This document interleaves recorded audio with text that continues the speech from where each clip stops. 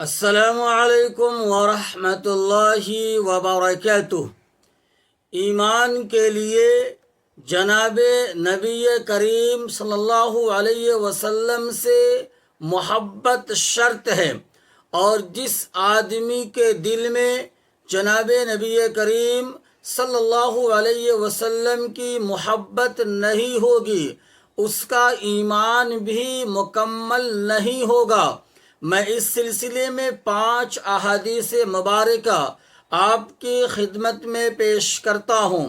سب سے پہلی حدیث، لا یؤمن احدکم حتی اکون احب الیہ۔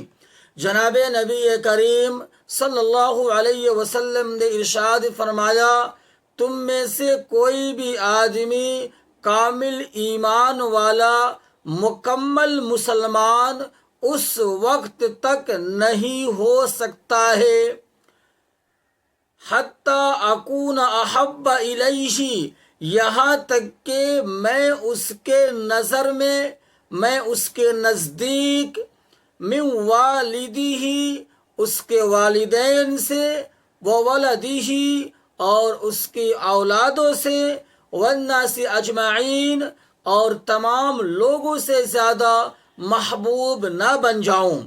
ایمان کی نشانی یہ ہے، تکمیل ایمان کی علامت یہ ہے کہ جناب نبی کریم صلی اللہ علیہ وسلم سے تمام لوگوں سے زیادہ محبت کیا جائے۔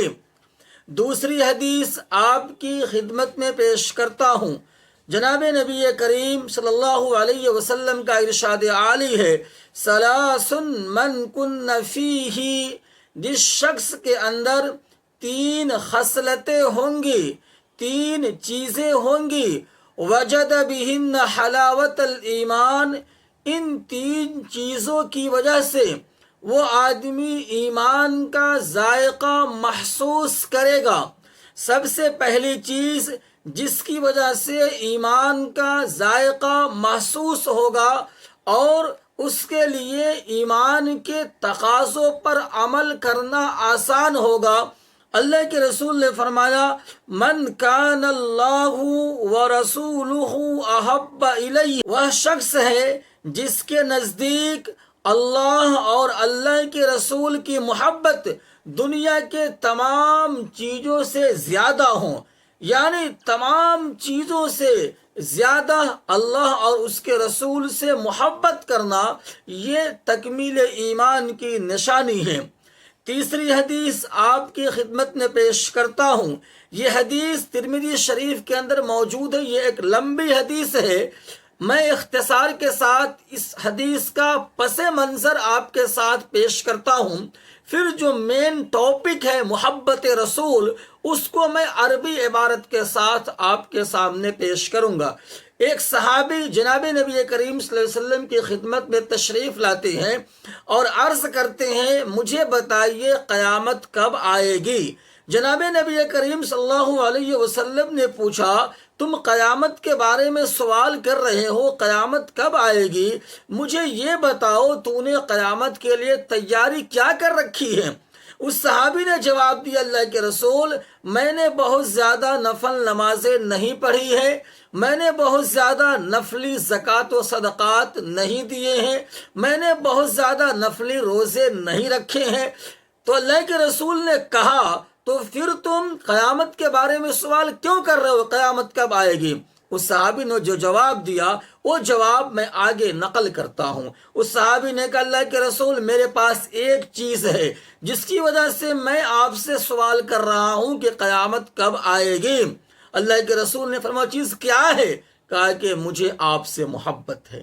صحابی نے کیا کہا؟ مجھے آپ سے محبت ہے۔ اب اللہ کے رسول نے آگے جو فرمایا وہ آپ سنیں اور سماعت کریں۔ فقال رسول اللہ صلی اللہ علیہ وسلم، المرء مع من احب۔ اللہ کے رسول نے فرمایا کہ قیامت کے دن انسان اسی کے ساتھ ہوگا جس سے وہ محبت کرتا ہے۔ پھر آگے فرمایا، وَأَنْتَ مَعَ مَنْ أَحْبَبْتَ، اور تو اسی کے ساتھ ہوگا جس سے تو محبت کرتا ہے، یعنی چونکہ تو مجھ سے محبت کرتا ہے لہٰذا قیامت کے دن تو میرے ساتھ ہوگا۔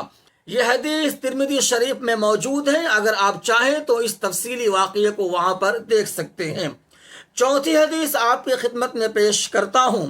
اس حدیث سے پہلے میں ایک بات عرض کرنا چاہتا ہوں۔ لوگ یہ سمجھتے ہیں کہ عشق رسول زبانی دعوے کا نام ہے۔ ارے میرے بھائی، عشق رسول زبانی دعوے کا نام نہیں ہے۔ صرف زبان سے دعویٰ کر دینا کہ میں عاشق رسول ہوں، میں محب رسول ہوں، یہ عشق رسول نہیں ہے۔ عشق رسول کا منشا کیا ہے، عاشق رسول کون ہے، وہ حدیث پاک کے حوالے سے میں آپ کی خدمت میں پیش کرتا ہوں۔ من احیا سنتی فقد احبنی، جس شخص نے میری سنتوں پر عمل کیا، جس شخص نے میری سنتوں کو اپنے زندگی میں داخل کیا، فقد احبنی، اس شخص نے مجھ سے محبت کی۔ ومن احبنی، اور جس نے مجھ سے محبت کیا، کان معی فی الجنہ، وہ میرے ساتھ جنت میں ہوگا۔ تو عشق رسول اصل یہ ہے کہ آپ صلی اللہ علیہ وسلم کے سنتوں پر عمل کیا جائے۔ صرف زبانی عاشق رسول ہونے کا دعویٰ کرنے سے کوئی عاشق رسول نہیں بن جاتا ہے۔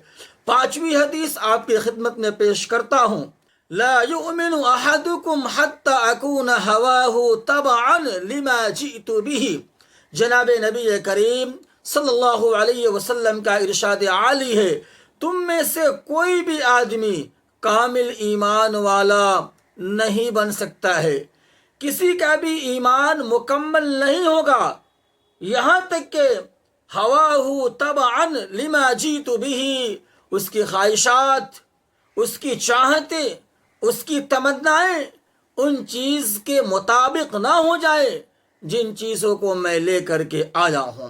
یعنی انسان کی خواہشات جناب نبی کریم صلی اللہ علیہ وسلم کے فرمان کے مطابق ہو جائے۔ ان تمام احادیث کے روشنی میں یہ بات ہمیں اور آپ کو سمجھ میں آتی ہے کہ اصل عشق رسول یہ ہے کہ آپ صلی اللہ علیہ وسلم کے فرمان پر عمل کیا جائے، آپ صلی اللہ علیہ وسلم کی سنتوں کو اپنی زندگی میں داخل کیا جائے، آپ صلی اللہ علیہ وسلم کی سیرت کو اپنی سیرت میں داخل کیا جائے۔ اللہ مجھے بھی توفیق دے اور آپ کو بھی۔